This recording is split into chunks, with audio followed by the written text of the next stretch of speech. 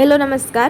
Angel English એપ્લિકેશનમાં home પેજની અંદર જ અવર કોર્સિસ લખેલું છે, ત્યાં તમે વોકેબ માટેનું પેકેજ છે તમે જોઈ શકશો.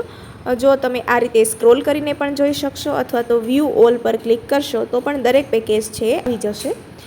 તમે જો કોર્સ ઓલરેડી પરચેસ કરેલ છે તો માય પેકેજની અંદર તમારું કોર્સ છે આવી જશે. અહીંયા ફૂલ એપ્લિકેશનનું સબસ્ક્રિપ્શન છે એટલે દરેક પેકેજ છે ફ્રી મળે છે, એટલે ઓલ પેકેજમાં જઈ અને દરેક પેકેજનો અભ્યાસ કરી શકો છો. જેમાં આપણે વોકેબનું પેકેજ છે જોઈશું, જેમાં ઇન્ફોમાં આ પેકેજને લગતી જે કંઈ ડિટેલ્સ છે તે જોઈ શકશો. અને ત્યાર પછી ટોપિક વાઇઝ MCQs એટલે કે વોકેબની અંદર જે ટોપિકનો સમાવેશ થશે તે દરેક ટોપિક છે આ જગ્યાએ આવી જશે, જેમાં 4 ટોપિકનો સમાવેશ કરેલો છે.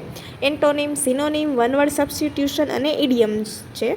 જેમાં ગુજરાત ગવર્મેન્ટ સિવાયની જે એક્ઝામ લેવાયણી છે તેમાંના જે વોકેબ છે એન્ટોનિમ, સિનોનિમ, વન વર્ડ અને ઇડિયમ તે પાર્ટ 2 કરીને આપેલ છે. અને ગુજરાત ગવર્મેન્ટની એક્ઝામમાં પૂછાયેલા વોકેબ છે તે આ રીતે પાર્ટ 1ની અંદર આપેલા છે. જેમાં દાખલા તરીકે એન્ટોનિમ ઉપર ક્લિક કરશો એટલે પહેલાં ઇંગ્લિશ પ્રશ્ન આવશે અને ત્યાર પછી તેનું ગુજરાતી આવશે, અને આ જે કાઉન્સમાં આપેલું છે તે એક્ઝામનું નામ છે કે જે એક્ઝામની અંદર આ MCQ પૂછાયેલો છે જે વર્ષની અંદર તેનો શોર્ટમાં ઉલ્લેખ કરેલો હશે. ત્યાર પછી 4 ઓપ્શન હશે અને ઓપ્શનનું ગુજરાતી પણ આપેલું હશે, એટલે તમને 5 શબ્દો નવા શીખવા મળે. એક તો જે પ્રશ્નમાં આપેલું છે, ત્યાર પછી 4 ઓપ્શન અને 4 ઓપ્શનનું છે એ ગુજરાતી જોઈ શકશો. ક્યાંક જો કોઈ અપવાદ હશે અથવા તો કંઈક ડાઉટ જેવું કંઈ હશે તો આ રીતે નીચે છે એ આપેલું હશે.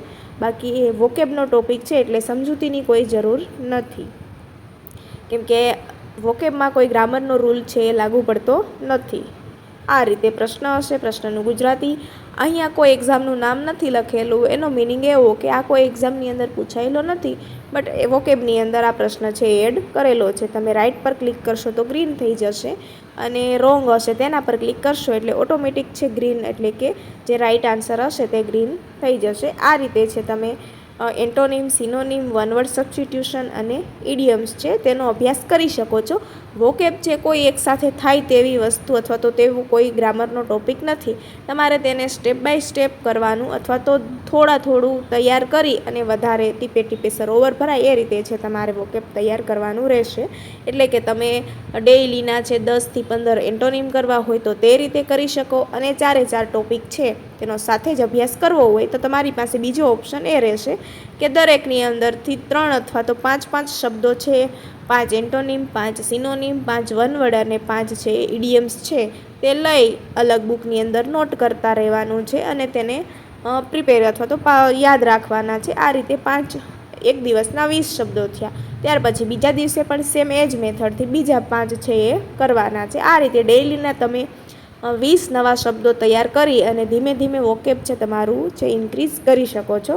આ MCQનું ગુજરાતી તમે સ્લાઇડરમાં જઈ સેટિંગમાં જઈ અને ગુજરાતી ટ્રાન્સલેશન ઇનેબલ અથવા તો ડિસેબલ પણ કરી શકો છો. આ કોર્સ પરચેઝ કરવા માટે વ્યૂ ઓલ પર ક્લિક કરો, ત્યાંથી પેકેજની અંદર જાઓ, બાય નાવ લખેલું છે ત્યાં ક્લિક કરો, પ્રોસીડ ટુ પેમેન્ટ પર ક્લિક કરો.